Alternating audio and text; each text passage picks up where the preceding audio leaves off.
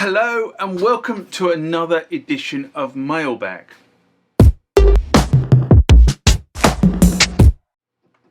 What is Mailbag? Well, Mailbag is a feature of the channel where you guys leave lots of comments on the channel and I attempt to answer those comments, or if I can't answer those comments, I throw it out to you guys who have more knowledge on some of this stuff than I do. So let's get into the first mailbag of this session. Remember, like, comment, subscribe to the channel. Go over to Instagram and follow me there. Go over to Facebook, follow me there. That's where the normal notices are. And consider becoming a Patreon.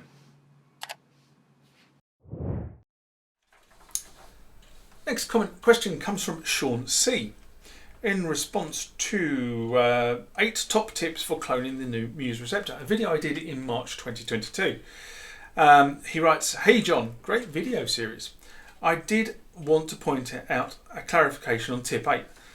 The older mouse and keyboard ports, we call them PS2 ports. Purple equals keyboard, green equals mouse. Not sure about the UK. However, there is a PCI part in those old computers. PCI is a slot bus used to connect expansion cards to the mother card. You can buy a PS2 PCI card, which may confuse a viewer, hence the reason to point this out here." Well, thanks for bringing it up, obviously. And to be honest, I had a bit of a brain fade. Sometimes when you're doing videos, you're standing in front of the camera and you go,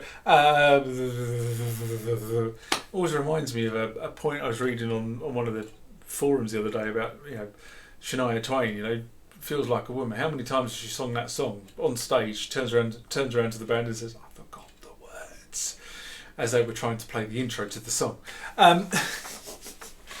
Happens to the best of us, it really does. But I was having brain fade. I also know these slots are PS2, but I believe this relates to the peripheral and not to actually to the socket, if I'm honest. I was finding these with references to PCIe, so that's what I went with. At least visually you're right, the green and the mauve round sockets equate to the keyboard and mouse, or mouse and keyboard on the back of the machine, which proves actually, just another indication that the MUSE Receptor is, at the end of the day, a PC. This next comment or question comes from Delvin Gaidman.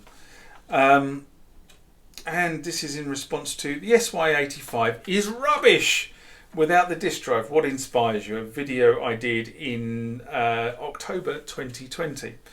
And he writes, "Hey, Devin from the Netherlands here." Well, hi Devin, how you doing? Great channel, great video so far on the SY85. I have one in great condition with lots of floppies included. Unfortunately, and as with many, the belt probably does need to be fixed. I'm glad you have the possibility to store patches on a computer and load them back via SYSEX files. It is easy and works effectively. I did notice that the SY85 as well as the SY35 and 22 did not have separate MIDI load menu where you can let it sit and wait for messages to be received. I believe the SY7799 do have a separate section with the menu just like the Roland D50, but I have to check to be certain. Unfortunately, you cannot dump and load your patches via SYSEX on the Yamaha EX5, which was released in 1989. Mine also has a broken floppy drive, and I probably have to replace that one with a floppy drive emulator. Thanks again for your videos very much, Devin. Well, I say thanks for the feedback, and hello to the Netherlands.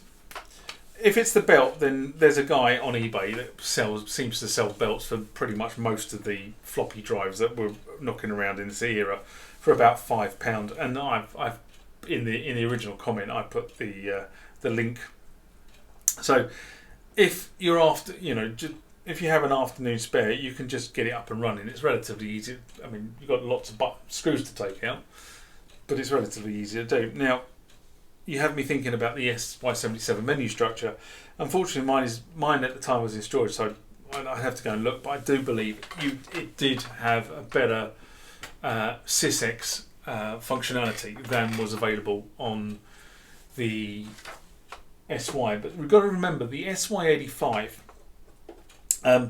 was actually built by a different team.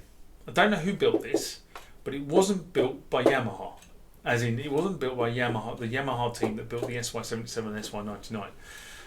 I have a very funny feeling that some of this was as a result of the fact that Yamaha bought out Sequential at the time, and I think this is probably been built by the technicians that came from that acquisition rather than the Yamaha technicians.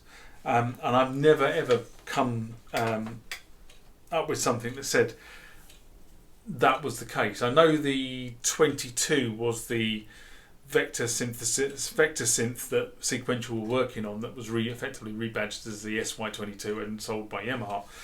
But this one is definitely, because of the way it's laid out, the way the board's laid out, even things like it uses a completely different battery, that tells me, and there'll be a SY85 aficionados out there that'll be able to give you chapter and verse on this thing, but that does tend to tell me that there were different teams and therefore the base firmware on this. Now the other thing about this is, and I have been told by the guy who runs Sector 101, that there is a firmware upgrade for this, and he's trying to get hold of it. So if you do have the latest firmware, I think it's 1.03 or 1.30.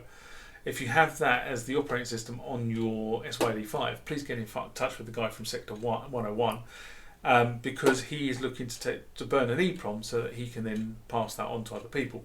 And this is not the latest version of the operating system for the SY85. I know that. Anyway, the other thing to think about here is that synth manufacturers obviously make different keyboards, and the cynic in me says that they tried to make them incompatible, so you would carry on buying the sound libraries over and over again. So, if I look at the Roland sound libraries, the D series had a set of sound cards which came from the Roland sound library. The S50 had them. The S550 had them. The S750 had them. There were a series of sound libraries for the lower D series.